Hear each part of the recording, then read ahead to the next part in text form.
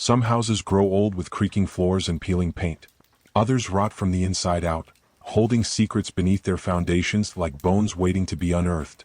In 1994, a quiet suburb in New Hampshire became the unwilling keeper of one such secret. It would take nearly 3 decades, a broken silence, and the persistence of a daughter who refused to forget, to reveal the truth behind the backyard basement massacre. It was June 21, 1994. The first day of summer in Derry, New Hampshire. Kids were riding bikes. Sprinklers were running. And across one cul-de-sac, the Randall family had vanished. At first, neighbors assumed they were on vacation. The family of 4, Stephen and Laura Randall, and their children Emma, age 12, and Josh, 9, hadn't been seen since a Friday afternoon. Mail piled up. The lawn grew tall. But no one called the police. In a town like Derry, things like that just didn't happen. When someone finally did, it was too late. Their home was empty. No struggle. No signs of forced entry. Just 4 toothbrushes still sitting in the bathroom. A dinner table half set. And in the basement, a faint, sharp odor no one wanted to investigate. Despite suspicions, police found nothing definitive. There were no bodies. No blood. No weapons. The basement floor was concrete, cold, and seemingly undisturbed. The house changed hands twice over the next 15 years, each time with whispers of bad energy, but no proof. The case went cold. The file collected dust. And the town, much like the house, moved on. But not everyone forgot. In 2021, a woman named Emily Randall came forward. She was 39 years old, quiet, with intense eyes and a voice that barely rose above a whisper. She told police she had memories, fragmented ones, of screams, a basement, and blood.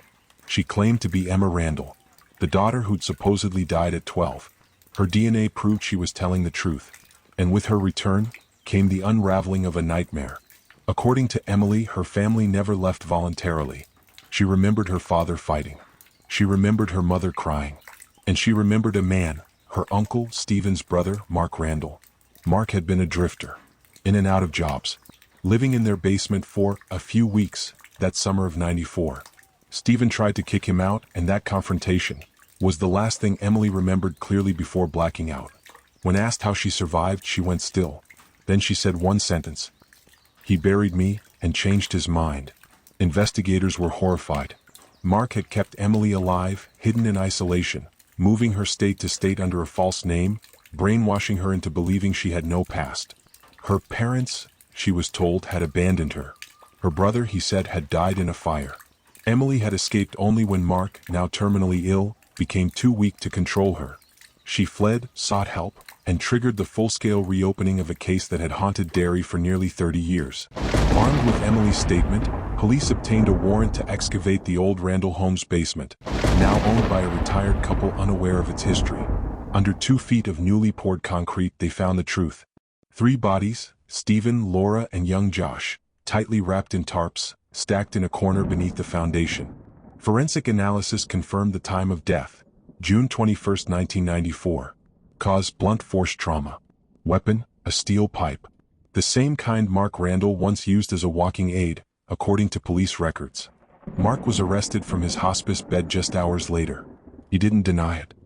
He looked at the detective and said, "I thought she'd forget. Kids always forget." But Emily didn't forget. Not completely. The trial was short. The evidence overwhelming. Mark died in custody 4 months after his conviction, serving a life sentence he'd barely begun. But justice had finally come, 27 years too late. At a memorial service held for the Randall family, Emily stood alone beside 3 gravestones bearing her family's names. She wore a white dress. No notes. No speech. Just one sentence she whispered as she touched her brother's stone. "I remember you now." In true crime, we often search for closure, as if truth alone can stitch shut a wound. But some scars never fade. Some stories don't end with a door closing or a sentence being served. They end when the living choose to remember the dead.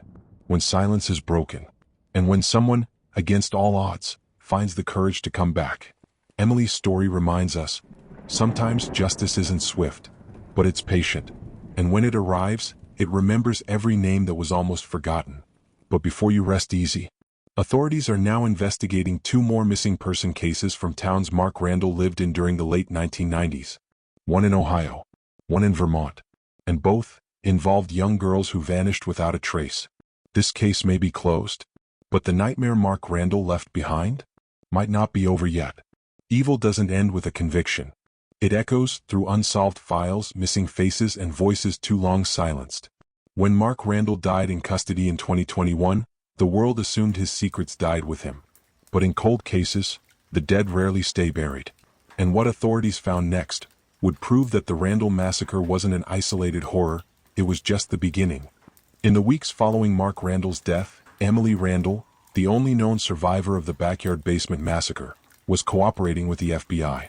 She shared everything she remembered: names, road signs, motels, fleeting images from childhood, all pieced together from a life spent in forced silence.